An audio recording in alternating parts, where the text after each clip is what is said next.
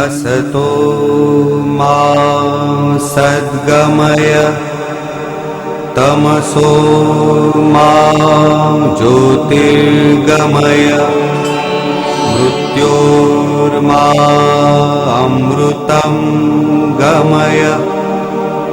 ॐ शान्तिः शान्तिः शान्तिः।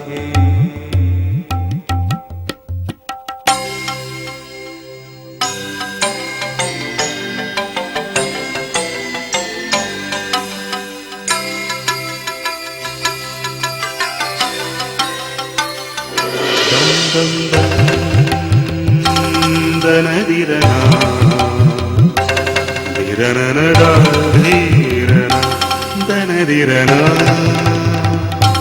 दिरननदार धीरदार धीरदार धीरदार धीरदार धीरदरना दार धीरदरना।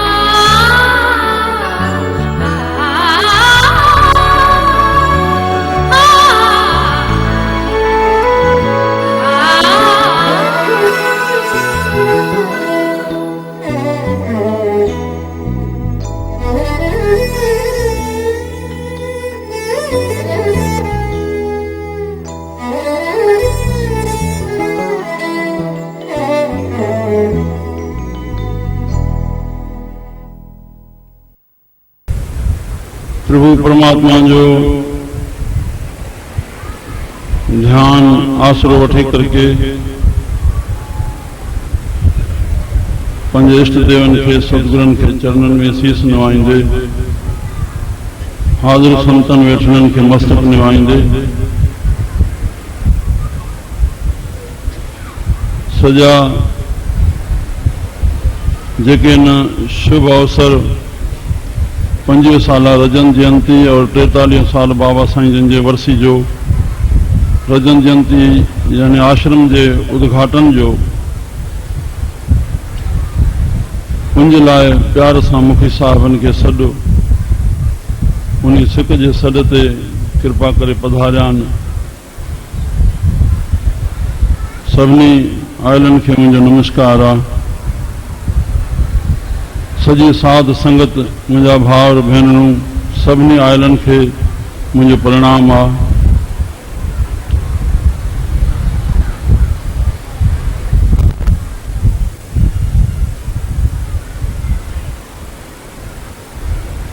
प्रभु परमात्मा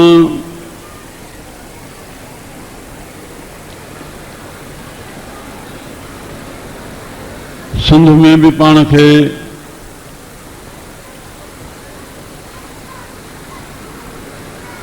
सदगुरन पंहिंजे साए में पंहिंजे आस्थान ते जंहिं आस्थान ते जन्म थियो संत बाबा जे चरण शरण में रहंदे तंहिंखां पोइ बि जेको वक़्तु गुज़रियो सुख आनंद सां गुज़रियो, शांति सां गुज़रियो और दिनों दिन आस्थाननि जे अंदरि इहो महसूसु न थींदो त असां कंहिं पाकिस्तान में वेठा आहियूं। उनजो कारण थोरो इहो बि हुयो त सवाइ उते संतनि जे और गुरु ग्रंथ साहिब जे आसरे खां सवाइ ॿियो कोई आसरो न हुयो।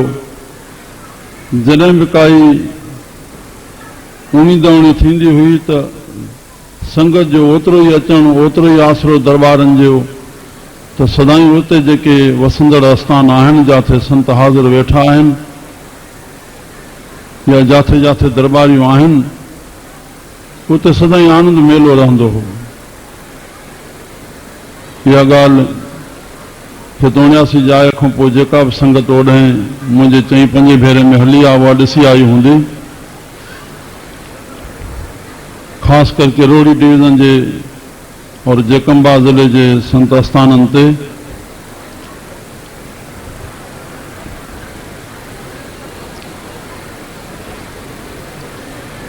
भजन भाव थींदो हुयो।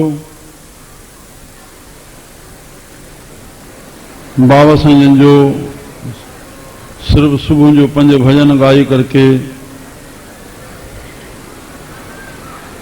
सतगुरनि जो दर जी हाज़िरी प्रभु खे प्रार्थना जे रूप में 5 रागनि में भजन ॻाइण, शाम जो नितनेम, आए वए जी शेवा, सदाईं सिमरन ध्यान, किन प्यारनि मुखी साहिबनि माण्हुनि खे सदाईं यादि ईंदा आहिनि। अचणु शुरू कयूं, चइनि साईं तव्हां गुरबाणी जा भजन ॻायो था, असांजे पिड़ त कुझु नथो पए, तव्हां जेसिताईं इन जो अर्थ न कंदव। उहो प्रभु जॾहिं प्रेरणा करे 71 जॾहिं हिंदुस्तान पाकिस्तान जी जंग हुई तॾहिं उहा काई प्रभु प्रेरणा सां कई सत्संग जी धारा खुली, उहा शइ ॾिसण में आई त जिते संझा जो ईअं सैकड़े संगत अचे सुबुह खां वठी राति ताईं दरबार मथे टेकण में, रात जो कथा ते संगत नितनेम में चङी हुजे, पर संझा जो और सुबुह जो घटि संगत। त रात जो जिते 7-8 ॼणा हुजनि, जॾहिं अर्थ शुरू थियो त 96 माण्हू मां गणिया 7 बजे दुकान बंदि करके उन सत्संग जे अर्थ ॿुधण ते पहुची वञनि। और प्रभु परमात्मा जी प्रेरणा सां इहो शहर में सुधार पैदा थियो जो कंहिंजे घर में फिल्मी फोटो नज़र न अचे। इहा धारा पहिरियनि वक़्तनि में ॾाढी वधी वई हुई और सिंध में रहंदे उते अहिड़ो को उन मुआशरे जो असर आहे जिथे अपशब्दनि जे कढण जो ॾाढो हर घिटी में ॿुधण में अचनि, उन्हनि जे असर करे असांजे हिंदू ॿारनि ते बि असर पए। पर सिर्फ़ सत्संग जे शुरू थियण सां प्रभु अहिड़ी कृपा कई जो असर सहजे सहजे ई नगर ते छाईंदो वियो। त नगर में काथों बि घुमंदे हिंदू त ठहियो, पर मुस्लमान ॿार बि मुंहिंजे साम्हूं कॾहिं गार ॾियण जी जुरियत न कंदो पाण में।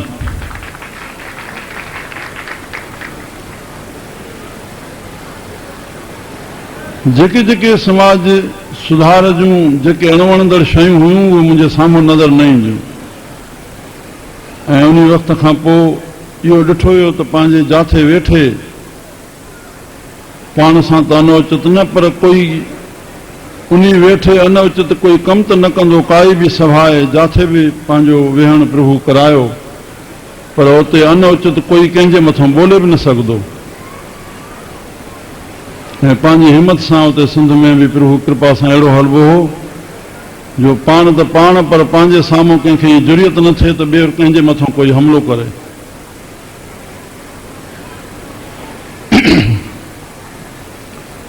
सुबुह जो घुमण वेंदा हुआसीं, जंहिं बि पासे ॾे असांजे सधूजा रोड ॾे रेडन नानाणो पासो कोराई वाह वहे ओसि ताईं वञा मां। जेका ख़ल्क मुस्लमान जी मूंखे कंहिंजा नाला बि यादि न, कोई हिकिड़ो ॿिकिड़ो कोई, पर जेको लंघे सलाम।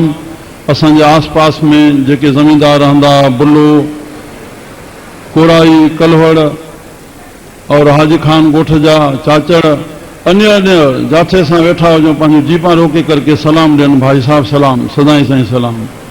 न असां वधीक कोई वास्तो रखूं, छो इहा प्रेरणा उन में पैदा थींदी वई।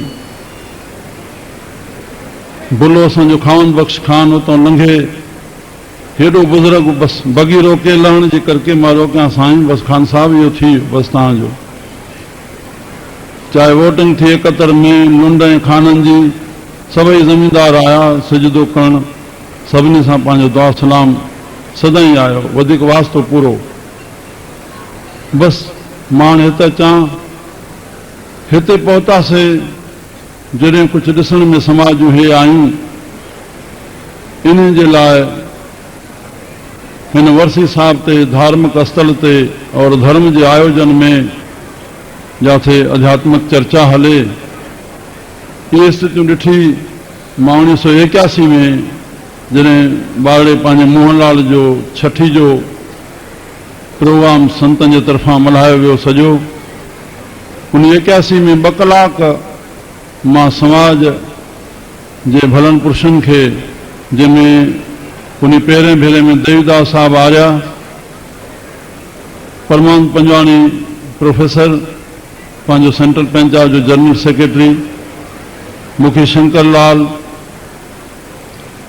सुंदरदास गुंडा धर्मपाल कोई अन्य हिकु ॿियो हुजे उनखे 9 खां वठी 11 ताईं 2 कलाक टाइम ॾिनो वियो। तव्हां समाज ते पंहिंजे प्यार सां ॻाल्हायो ऐं उन ॾींहंनि खां वठी इहो नेम हलंदो आयो आहे त 2 कलाक असां समाज खे ॾियण जे लाइ पंहिंजे प्यार सां पोइ उन सां गॾु 2 शब्द पाण बि ॻाल्हाए वठिबा हुआ। उन खां पोइ हलंदे हे उत्तर प्रदेश सिंधी सभा 84 में ठही 94 में त 95 में पहिरियों सम्मेलन हिते रखियो वियो संत बाबा आसदाराम साहिब जी जन्म शताबंदी जे वक़्तु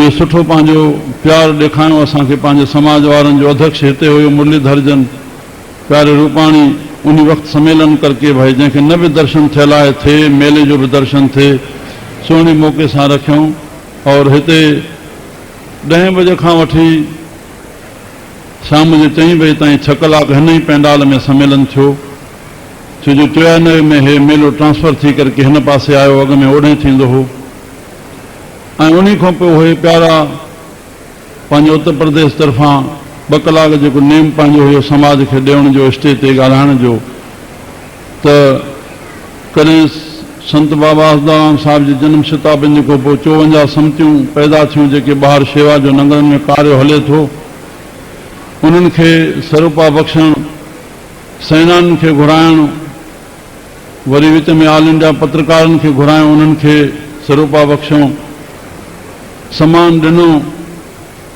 मुंहिंजा प्यारा अहिड़े अहिड़े तरीक़े सां जेको उन्हनि खे पुॻो पाण मल्हाईंदा आया।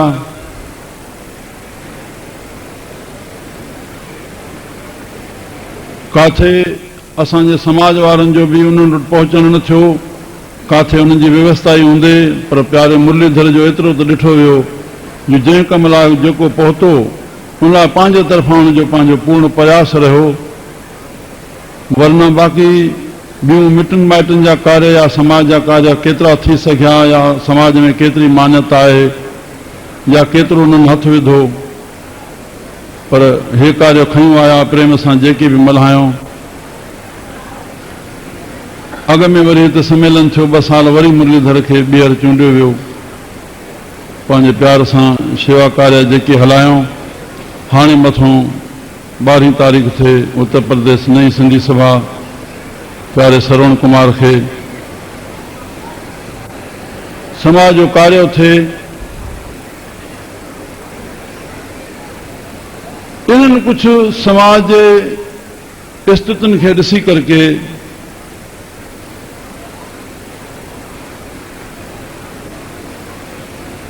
प्रभु प्रेरणा सां 99 में एकांतवास जो 1400 ॾींहं कोई भाव निकितो और उन्हीं में कोई प्रभु परमात्मा के छा कराइणो 99 खां पोइ हे सॼा कार्य जहिड़ो मंडल हे मुंडिजी आहे सॼो बणिबो वियो और उन पहिरीं एकांतवास 400 ॾींहंनि खां पोइ अहिड़ो कोई संकल्प थी वियो भई पंहिंजो समाज जी रस्मुनि में वञणु घटि थींदो। जेका शइ खपे जंहिं रूप सां जंहिं धार्मिकता सां उहा शइ नज़र न पई अचे ॾाढी घटि त चयोसीं पाण खे संभालणो पवंदो बाक़ी संसार त प्रभु जे हुकुम सां हलंदो समाज वक़्त जे स्थिति सां हलंदो पर तेसिताईं मुंहिंजो वञणु थींदो जेसिताईं पाण बि गृहस्थी आहियूं सभु पंहिंजा फर्ज़ पूरा कयूं। इहो भाव में हुयो पर प्रभु उन वक़्तु कोई संकल्प कराए वेठो और मुंहिंजो बि एकांतवास थी वियो जंहिंजे लाइ ॿाहिरि वञणु तव्हांजे ॿाड़े सुपुत्र जो मोहनलाल जो ई वञणु थियो, जाॾे बि विहांउ वधाइणु। बाक़ी पंहिंजो कंहिं दुख सुख में सॾु करण लाइ उहो बिना जुती पाए बि पहुचंदासीं, दुख वंडण जे लाइ, बीमारी जे लाइ, अन्य शेवा लाइ। बाक़ी जेके पंहिंजी मनमर्ज़ी सां समाजी रस्मूं कुझु थियनि थियूं,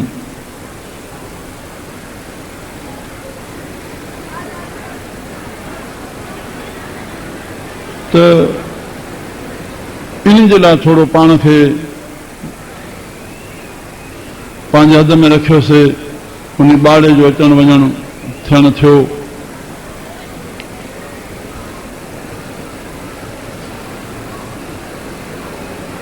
इहो त निश्चय आहे त सुधार जेको जीव जो थियणो आहे, संस्कार बणजणा आहिनि, त उन्हनि जे लाइ प्रभु मालिका जंहिं वेद शास्त्र ब्रह्मा ऋषिनि मुनिनि जे तरफ़ां असां संसार जे ठीक तरह सां हिन कार्य खे हलाइण जे लाइ प्रभु पंहिंजे तरफ़ां जेका प्रकृति बणाई आहे उहा त पूरी अनुशासन में हले थी। उहा काथे बि थोरी बि घटि वधि थी वञे त संसार जो ढांचो सॼो डिगमगाइजी वञे। परमात्मा जेती करे थो, कॾहिं बि कुझु बि तकलीफ़ त फ़क़ीरनि खे चवणो पइजी वियो, लुत्फ़ कर दम दम बदम ज़ोर ज़ुल्म गाह गाह, पर हीअं बि सजण वाह वाह, हूअं बि सजण वाह वाह। सदाईं उनजो लुत्फ़ कर्म आहे। सॼो संसार असांखे सुखनि जे लाइ ॾिनो अथई। सिजो भारे थो, चंद्रमा उहो रस ॾिए थो प्रकृति में, तॾहिं उन में इहो रस अचे थो। असांखे बिनास्पति में सूरज उभारे थो, तॾहिं उहा बिनास्पति उगवे थी, न त उगवी न सघे। उहो जल ॾिनो अथई, सभु कुझु पंहिंजे नेम सां हलाए थो। पर कॾहिं बाढ़ अची वई, कॾहिं सूखो, उहो असांजे किन कर्मनि जे करे के ग़लतियूं अची वञनि थियूं। हिकिड़ो इतिहास पढ़ियुमि, भाई काथे सूखो थियो, धर्मात्मा राजा हो, यज्ञ कंदो हो, धर्म ते हलंदो हो, पर सूखो पइजी वियो। मथां आकाशवाणी थी, उन प्रभु प्रार्थना सां सची दिलि सां कयईं। आवाज़ आयो त तुंहिंजे नगर में, नगर नगर जा राजा हुया, कोई चुगलखोर आहे।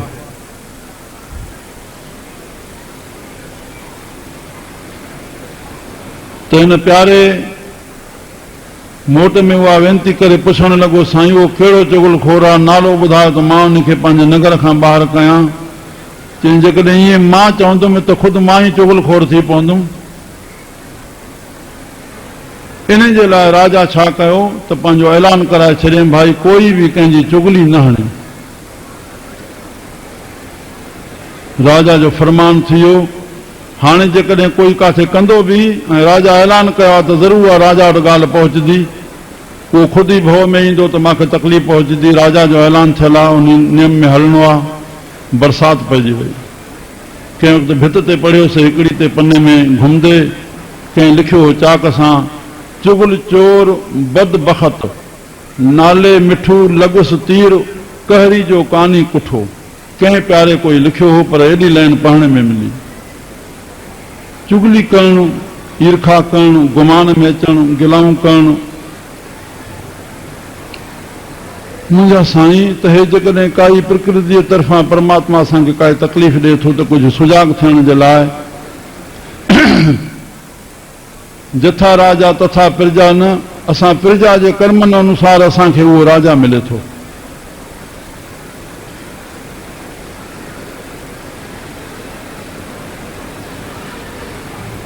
राजा सदाईं भला आहिनि। असांजो जॾहिं सुख अचे थो तॾहिं अहिड़ो ऑफिसर अचे थो, तॾहिं उहो असांजे शहर जा कम थो कराए। पर जॾहिं उहो वक़्तु बणिजे थो, असांजे कर्मनि जो फल कोई सुख बणिजी थो अचे, तॾहिं उहो माध्यम जो ऑफिसर बणिजी अचे त कोई दुख थो ॾिवायो वञे त कोई सुख थो ॾिवायो वञे। बसि मां हाणे इहा वेनती रखंदुमि, सुबुह भोग साहिब ते जेके मुंहिंजा साईं मुखी साहिबान पहुतल हुया, मूंखां प्रभु कुझु घणो ई ॿोलाए विधो। कुझु उन में सख़्त कलामी थी वेंदी आहे, मां खिमिया चाहींदुमि।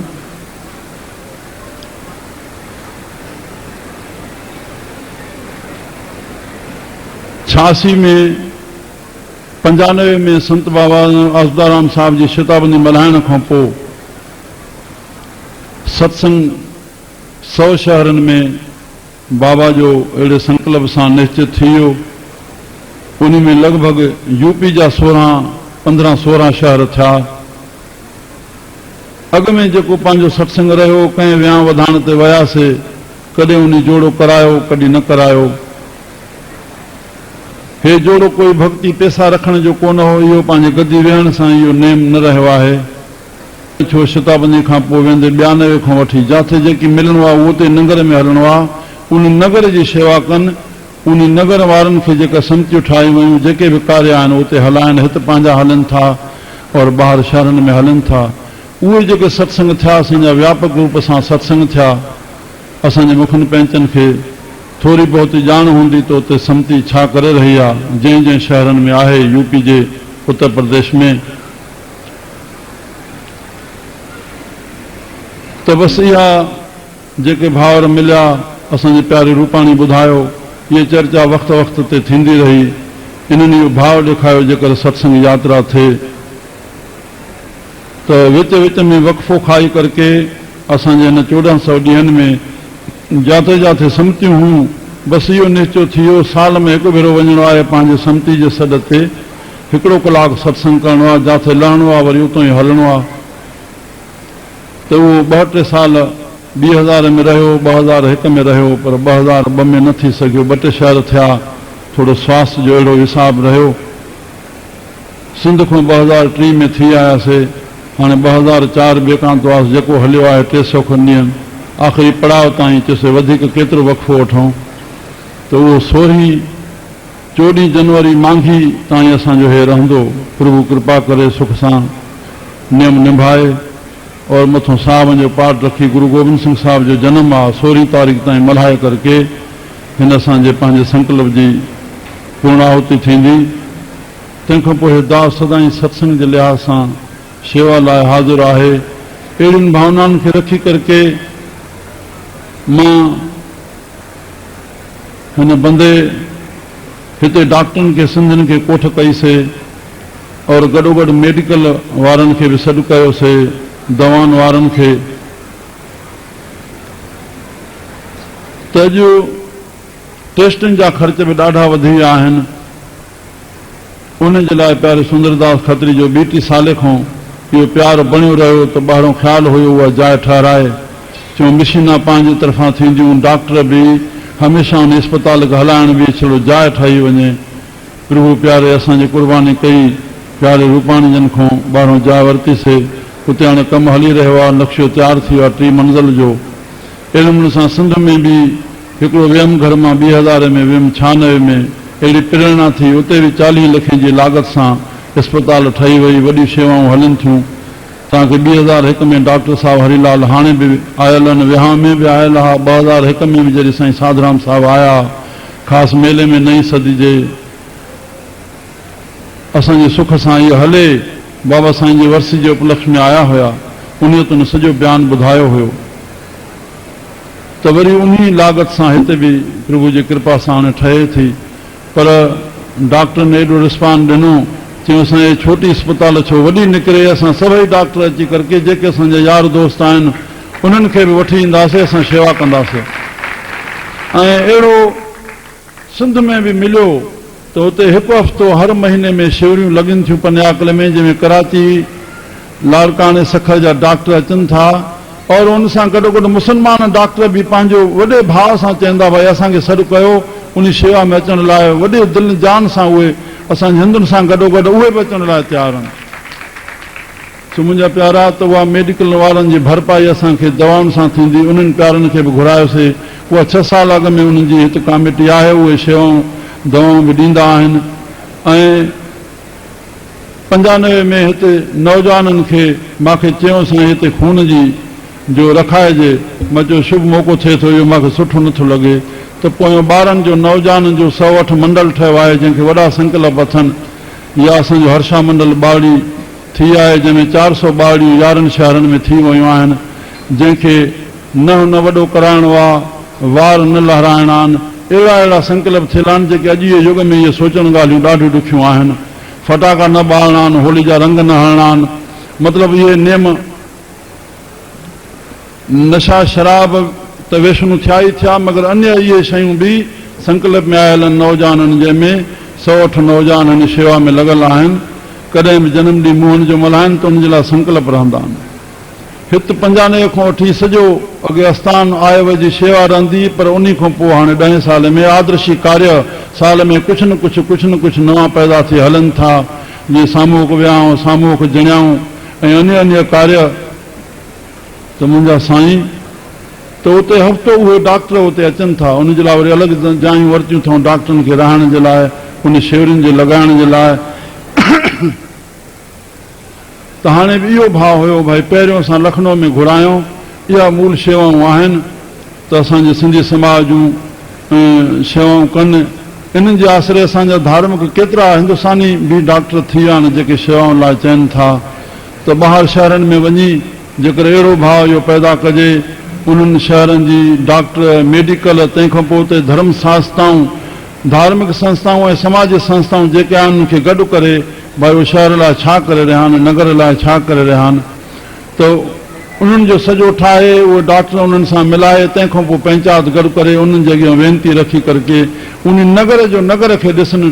नगर असांजो पूरो धर्म जे अस्तर ते हले, कंहिंखे काई ग़रीबी दुख जे करके या कन्या वेठल जे करके कार्ज जी तकलीफ़ आहे, जेके 5 ॻाल्हियूं आहिनि जीअं उहे पंहिंजो पाण असांजो सहजे हलनि, बसि उन में असां ॾींदड़ फलिया फुलिया रहंदासीं, उन्हनि जा कार्य थींदा, इहा ईश्वर जी आसीस रहंदी। इहो ई भाव रखियो आहे। पोइ मथां सत्संग करके और भोजन पाई पंचनि खां आशीर्वाद वठिजे, अहिड़ो भाव जॾहिं रखियो साईं उत्तर प्रदेश जो हिन सम्मेलन खां पोइ, एकांतवास खां पोइ जेकर थिए त मां भाव सां इहा पंहिंजी योजना ठाही हुअमि त असांजा जेतिरो धर्म जो कालियो हलंदो, धर्म रख्यते समाज रख्यते न थींदो, समाज कंहिं धर्म खे धाण न कंदो। पर जेकॾहिं धर्म जो ज्ञान ई न आहे त असां अधर्म बि कंदासीं त ख़बर किथे पवंदी त असांजो अधर्म थी रहियो आहे। अनर्थ उन्हनि पुरुषनि खां थिए थो जंहिंखे अर्थ जो ज्ञान न आहे, जंहिंखे मक़सद जी ॼाण अची वई, उनखां अनर्थ थींदो ई न। मुंहिंजा प्यारा, त संतनि जो कमु सिर्फ़ु इहा ई शेवा आहे त सत्संग करके सुजागी आणणी, यानी महसूसु कराइणो।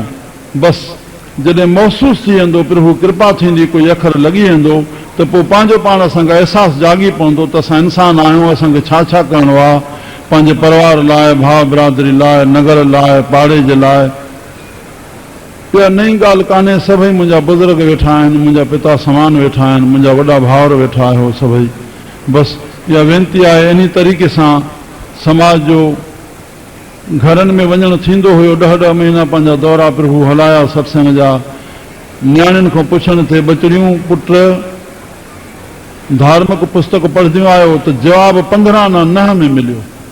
काथे टको अधु मिलियो त इहो मिलियो, हा मां जप साहिब पढ़ंदी आहियां, सुखमनी पढ़ंदी आहियां। पुटड़ी उहो त पाठ जे रूप में थी वई, अगरि उन अखरनि जे ज्ञान खे सम्झो न वियो त उहो सम्झ त न ईंदी। गीता प्रेस जा, गोरखपुर जा पुस्तक घुराए पढ़ो, ॾाढा सस्ते अघ में, वीचारा घाटा पाए करके उन खे हलाइनि था। उहे पंहिंजे पतियुनि में उहे मारवाड़ी उन खे पूर्ति करे, भर्ती करके और उन सस्तनि अघनि में हलाइनि था। गायत्री परिवार जा सुठा हिकु विषय ते निकिरनि था। महान पुरुषनि जा ऋणी आहियूं जो हेॾो ज्ञान ॾेई आहिनि, असां जो अर्चन न कयूं त उहे घुराए। छो जो इतिहास न पढ़ंदासीं असां, हर विषय ते सॼो उहो नक्शो न पढ़ंदासीं त हृदय खे शक्ति न ईंदी। असांजो ॿारड़ियूं या ॿारड़ा MA पढ़िया, BA पढ़िया, पर सहण जी शक्ति ज़री बि कान्हे। डिस्कस लॻी पई आहे, ओट मोट लॻी पई आहे। त इहो छा असांजो MA पढ़णु थियो या BA पढ़णु थियो जंहिंमें असांखे दिलि जी मज़बूती न आई, असांखे सहण जी शक्ति न आई। हिते जेके सामूहिक विहांव थींदा आहिनि, गायत्री परिवार वारनि जॻहियुनि करायो वेंदो आहे, उहे अहिड़ा पुस्तक खणी ईंदा आहिनि। उहे हर वर कन्या खे ॾिना वेंदा आहिनि, हर विषय ते। प्रभु कृपा करेनि उहे पढ़नि। बसि मुंहिंजी इहा ई वेनती आहे त असां पंहिंजे ॿारनि खे संस्कार में आणियूं, धार्मिकता में आणियूं। जिते सिंधी ॿोली जी विषय हुई, उन ते मुंहिंजो पंहिंजे ख़्याल जो हिकिड़ो ई अखर आहे त वॾड़ा उतो हिंदी कोन पढ़ी आया। अॼु असां जेके वेठा आहियूं सभु घणा वॾा हिते थियासीं कि वॾड़ियूं उतो आहियूं, न हिंदी पढ़ियल हूं, सिंधी पढ़ियल हूं, पर हिंदी थोरो थोरो ॻाल्हाइणो थी वियो। पर हितां जी औलाद जेका थी असांजे हिते ई ॼाई, वरी हिते ई जेका औलाद पैदा थी उहे हिंदी ॻाल्हाइनि था, माता पिता उन ॿार सां। मुंहिंजी छड़ी इहा वेनती हुई भाउरनि खे, भेनरुनि, नौजवाननि खे त जॾहिं खां वठी ॿार ॻाल्हाइणु शुरू करे उन वक़्त खां वठी उन ॿार खे सिंधी में ॻाल्हायो वञे। अबा, अम्मा, जेके जेके बि मामा, जेके जेके चपनि जा शब्द आहिनि, बसि उहा सिंधी ॻाल्हाई वञे जेसि ताईं पढ़णु लाइक़ु थिए। 2.5 साल जो, 3 साल जो जॾहिं बि असां ॿार खे स्कूल में विहायूं तेसि ताईं सिंधी ॿोली वञे। उहा उनजे मग़ज़ में जेका ॿोली भरिजी वेंदी उहा कॾहिं बि कटिजी न सघंदी। ऐं उन खां पोइ असां उन ॿारनि खे हिंदी में ॻाल्हायूं। जो उहे स्कूल में वेंदा, उनजा सिंधी स्कूल न आहिनि, उते हिंदियुनि सां रहणो पवंदनि। हिंदी मास्तर थिया त असांजा मोथ न सड़जनि, त असांखे हिंदी, अंग्रेजी पढ़नि त अंग्रेजी में ॿारनि सां ॻाल्हायूं, थोरी उनजी होशियारु थियनि। पर असांजी उहा सिंधी जेका पहिरीं पहल हूंदी उहा वञी न सघंदी। मुंहिंजे ध्यान में इहा ॻाल्हि आयल आहे। जेकॾहिं नौजवान इहा क़बूल कनि, असांजे माताऊं भेनर हा इनखे फ़ुखुर न सम्झनि, या वॾे में वॾी कुहाड़ी असां पंहिंजे पेरनि ते हणूं था और पोइ चऊं था साईं हे ॿारु सिंधी नथो ॻाल्हाए, उन्हनि खे सिंधी महसूसु नथी थिए, तॾहिं ॿार असांजे ॿियनि जातियुनि सां हलिया था वञनि, उहो कसूरदार। हाणे असां उन ॿारनि खे चऊं या पाण खे चऊं, उन्हनि खे महसूसु ई नथो थिए त असां सिंधी ॿार आहियूं। असांजे दादा जशन वासवाणी जो हिते सत्संग थियो सन 99 में, 80 में आया मुंहिंजे हूंदे खां पोइ, वरी 85 में आया, वरी 99 में आया। 26-27 तारीख़ हुनजो हिते सत्संग हुयो, 28 होॾे सिटी मांटेसरी में थियो। जेका भेण जंहिं घुरायो, जंहिंसां गॾु मिली करे असां वेनती रखीसीं साईं खे, आया। उन माई जा पेका इंडोनेशिया में आहिनि, साईं जन उन वटि रहंदा आहिनि, उनजो वास्तो साईं सां रहंदो आहे। उहा माई जंहिंखे वठी आई सिटी मांटेसरी तरफ़ां, हिते वॾो आयोजन ॿारनि जो कयो वियो। पोइ दादा जन तके कई हेठि वेठा रहिया ते साईं। हिते माई जेका अलाउंसर ते हुई ॻाल्हाइण ते वॾी होशियारु हुई, का मास्टराणी बि आहे। ऐं पिछाड़ी में इहो शब्द ॻाल्हाए त मां सिंधी आहियां, आख़िरी में चई विधई हिंदी में स्पीच कंदे, मां सिंधी आहियां, मुंहिंजा ॾोहदार गुनाहगार मुंहिंजा माउ पीउ आहिनि जंहिं मूंखे सिंधी न सेखारी आहे। हिते सभा में चई, हेॾी सॼी भरी पई मेली, एॾो अखर चई विधई। मां आख़िरी में चई, तव्हांखे यादि हुजे जेकॾहिं तव्हां हिते वेठा हुजो, मुंहिंजा माउ पीउ गुनाहगार आहिनि जंहिं मूंखे सिंधी न सेखारिया, मां सिंधियाणी ॿावड़ी आहियां, अॼु मां सिंधी नथी ॻाल्हाए सघां। हा, मनशा रमानी, मूंखे भेण जो नालो न ईंदो, पर उन साबित कयो पाण खे। कंहिं स्कूल में असां ॿुधोसीं त हुते चयो वियो भई जंहिं जाति जा आहिनि सभु को पंहिंजी पंहिंजी ॿोली में तकरीर लिखी चए। अरे हिकिड़ो सिंधी ॿारु वेठो घर वियो, उहो सिंधी सिखियल कोन हो, उनखे त मोटी अची पीउ मूंखे चए मां सिंधी, त हाणे कंहिंजो दोस्त चइजे जंहिं उन्हनि खे सिंधी कन में न विधी। ऐं माउ पीउ ऐं जेके अचनि था ईअं चवनि था ॿारु सिंधी नथो ॻाल्हाए, अजब थो अची वञे। ॿारु किथे जायो भाई सिंधी नथो ॻाल्हाए, तूं जेके हुनजे कननि में विधो हूंदो उहो न ॻाल्हाईंदो। मुंहिंजा साईं सभु ॼाणो था, सभु मालिक आहियो। मां वेनती रखी, हे आयोजन बि हिकिड़ो 25 साल जो हुयो, ईअं सांगे बाहि सांगे शादी कंहिं मौक़नि ते सदाईं सभिनी जो दर्शन थिए पियो, सभु मां सां मिलियल आहिनि। पर मां हिन वक़्तु आए खां पोइ हेॾे आयोजन में हिकु हिकु मां ई सॾु कयो आहे, पर हिक हिक सां मां हिन महिल ताईं मिली न पायो आहियां, उनजो स्वागत न करे सघिया, उनजी उहा शेवा पूरी न करे सघिया, निजी तरह सां हे सॾु कयो आहे। मां इन लाइ खिमा वठां थो और हाणे सॾु करे सभिनी जो दर्शन करे। सो मुंहिंजा प्यारा साईं, त हिन आयोजन में जिथे ऑल इंडिया लेवल ते केशवाणी साहिब जो हे छड़ो इन चवण ते त कंवरराम साहिब जी कॾहिं तव्हां चर्चा हलाई आहे, चए हे सम्मेलन ई कंवरराम साहिब जे अधिवेशन जे नाले था रखूं पिया। संत जो मेलो आहे, उते अची सभई दर्शन कनि, उन प्यारे खे धन्यवाद आहे हिते मौक़ो रखायूं। वरी कंवरराम साहिब जो 2001 में जिथे जिथे उनजा कार्य थींदा उनखे संगठन करण लाइ हिते मिशन खे कोठायोसीं, पर कुझु घटि पहुतल हुया। वरी हाणे हिन वॾो आयोजन में घुरायोसीं, उहो वॾो संगठन थी वियो। हिन में त चाहियोसीं 2 ऑल इंडिया लेवल ते सम्मेलन थियनि, त असांजे उत्तर प्रदेश जा मुखी साहिबान बि गॾु थियनि, त जिथे इहे ई समाजी 84 शहरनि में अॻ में 54 में हलनि थियूं असांजूं संस्थाऊं। उन असांजे समाज जे 5 प्यारनि खे तव्हांखे ॼाण हूंदी, इन शहर वारनि को पुछंदो या हिते असांजो कोई मुखी इन्हनि में वेठो बि हूंदो जेको उन समता जो अध्यक्ष हूंदो त जुआ मास शराब पर स्त्री वेश्वा खां परे हिंसा चोरी खां परे हिन दरबार जे मथे टेकींदड़नि खे जेके बि त हज़ारे शेवक आहिनि उन सां इहो पहिरियों नियम आहे, इहो पालन कंदा, तंहिंखां पोइ उन्हनि खे दरबार जी आसीस मिलंदी ऐं असां सम्तियूं बि अहिड़े तरीक़े सां ठाहियूंसीं। मुंहिंजा साईं त हेॾो आयोजन थिए थो और हिन खां अॻु में मां ॻाल्हि ॿुधायां मुखी साहिबनि खे त हिते गुरु पूर्णिमा ते जेके शेवक गॾु थींदा आहिनि हज़ारनि जे तादाद में अची वेंदा आहिनि उनखे चयो वियो त रिंग शिरोमणी न करणी आहे और ॾेती और पंहिंजो मंग न करणी आहे। पाण में भॻवान करके इहा शइ घटि आहे पर किन में आहे, पर मां चयो मतां उहे असर हेॾे अचनि जो गॾु शहरनि में रहूं था, कंहिंखे ॻोठाणो चऊं कंहिंखे शहरी चऊं, सभई पढ़ूं था, सभिनी खे पंहिंजा धंधा आहिनि, पर किन में उहे रवाज आहिनि किथे न आहिनि, पर इहो वधंदी वेंदी आहे, इहा शइ न वधे त इहा शइ उनखे सख़्ती सां मना कई वई। इहे ॿ शयूं न करणियूं आहिनि। मां भोग साहब पातो वर्सी साहिब जो, उन में मां इहा वेनती रखी त असां पंहिंजे हिननि खे हे करायो आहे, तव्हां बि जेकॾहिं इहो चाहींदो त पंहिंजे मन खे बणायो, राह जो तव्हांखे सभु ॾेखारींदासीं। उहे 2-3 हज़ार असांजा स्त्रियूं शेवक उहे ॿार सभु हिते बीह रहिया, जिन उहो दृश्य ॾिठो हूंदो।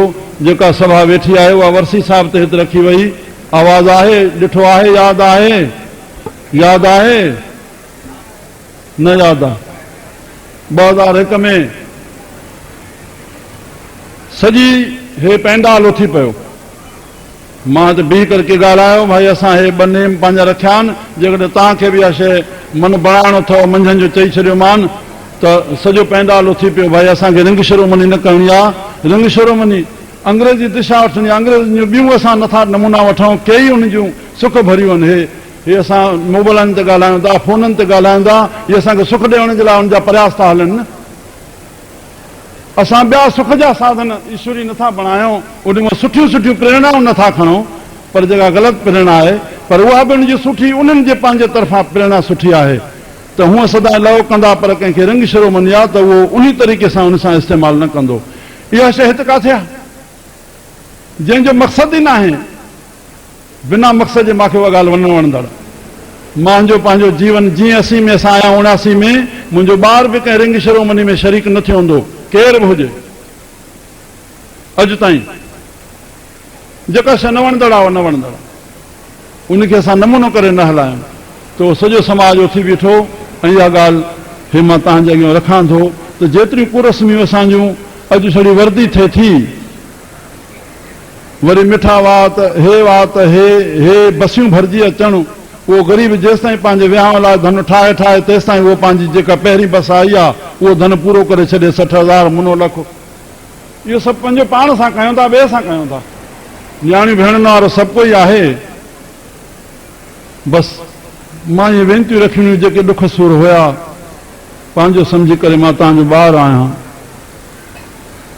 अॻियां तव्हांखे वीचार करणो आहे।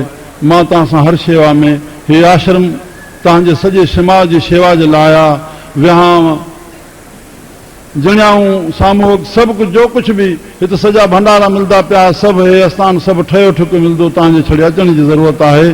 सभु कार्य हिते तव्हांजी शेवा जे लाइ तव्हांजे उत्तर प्रदेश लखनऊ सेंट्रल में प्रभु परमात्मा आस्थान हे जोड़ियो आहे, हे तव्हां सभिनी जे लाइ आहे। मां सभिनी जी शेवा में हाज़िर आहियां। जंहिं वक़्तु इन समाज जी शेवा जे सत्संग लाइ तव्हांजो सॾु थींदो मां हाज़िर आहियां।